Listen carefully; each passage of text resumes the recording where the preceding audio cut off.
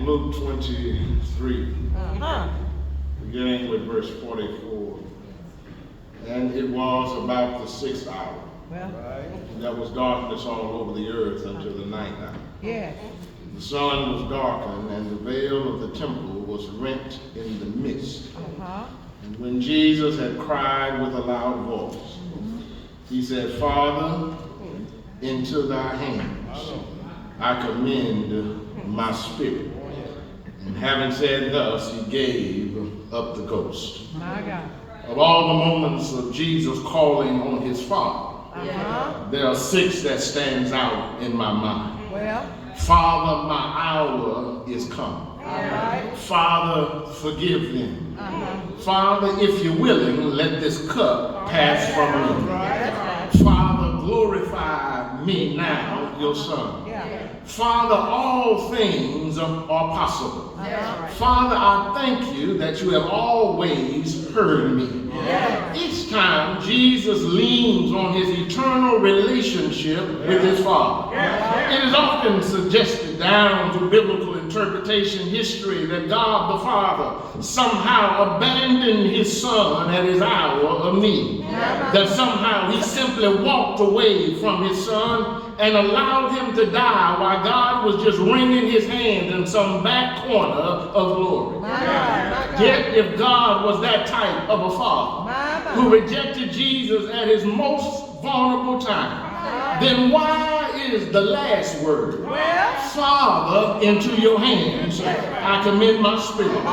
Why would Jesus commend his spirit into an absentee father? Why would Jesus commend his spirit in a father that left him to die by himself? Have I got a witness here? Simply, if the father rejected him, why would Jesus trust him with his spirit?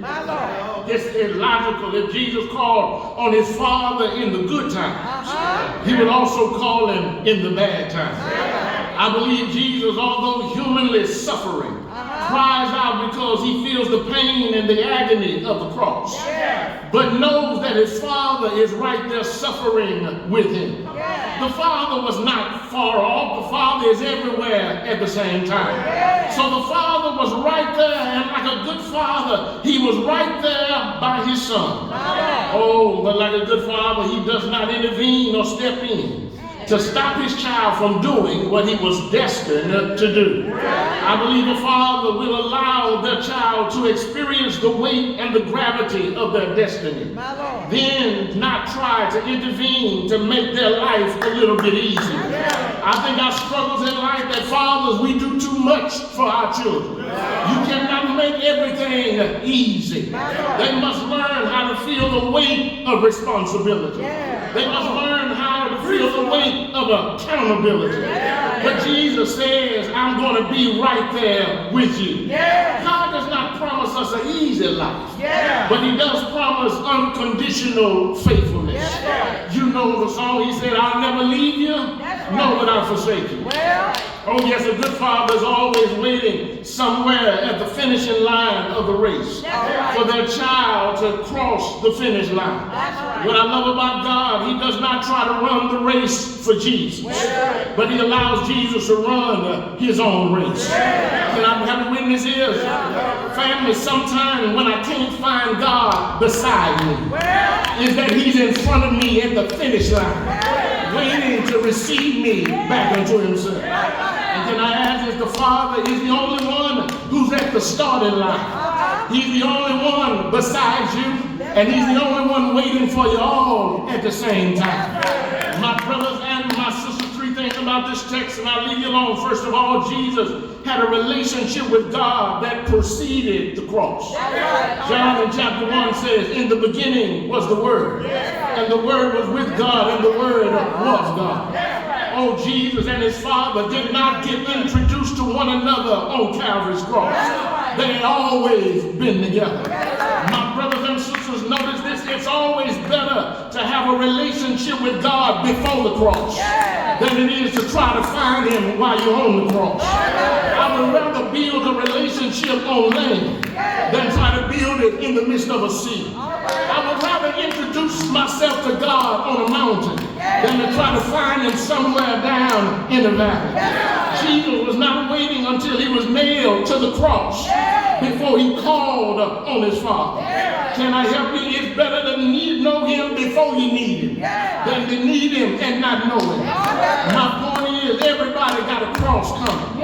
The cross is your time of testing. It's your time of adversity. It's your time of crisis. It's your time of chaos. It's your time of trouble. It's your time of struggle. Oh yes, I learned that I all got a cross to bear. But I'm glad I don't have to bear it alone. I got somebody that walks beside you. I got somebody, even though it's hard, he'll stand right there with me. Let me tell you, it's not the first time Jesus called on his Father. Before he raised Lazarus, he looked up to his Father and said, Father, you have always heard me. I feel my help coming. I'm glad I got a Father that always hears me. You got some folk you call, they send you the voicemail. You got some folk they call, they say, just text me. But every time I call on my Father, he picks up the line. And what I love about him, he already knows what I need. Before I ask him, he already provided.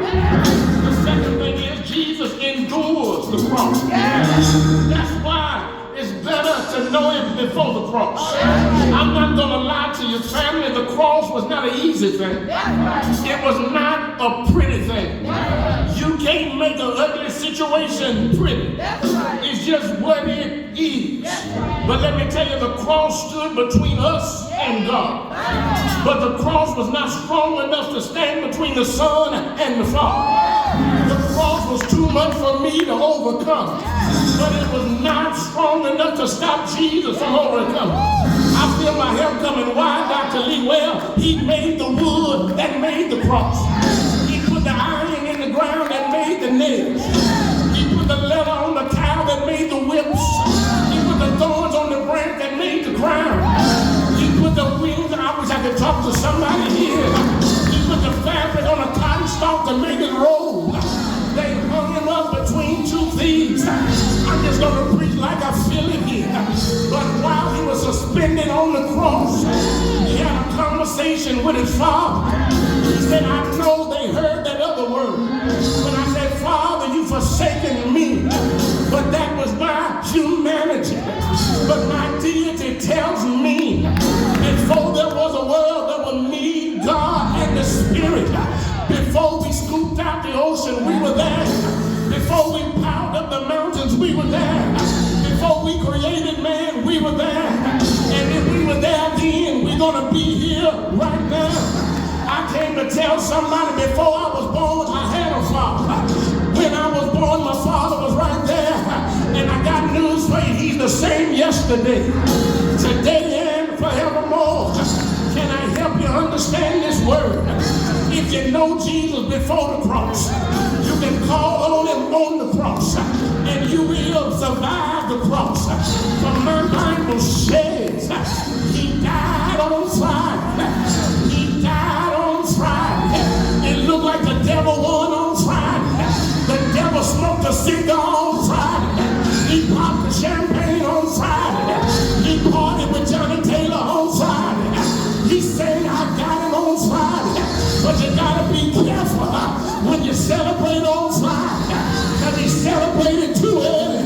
For my Bible says, before he opened up the second case of champagne, a demon went to the office, turned off the music, and said, Satan, I got an important announcement. Something is going on in that grave. I'm hearing noise in that grave. I feel something moving in that grave. And by the time Satan got from hell to hell, Jesus was already out.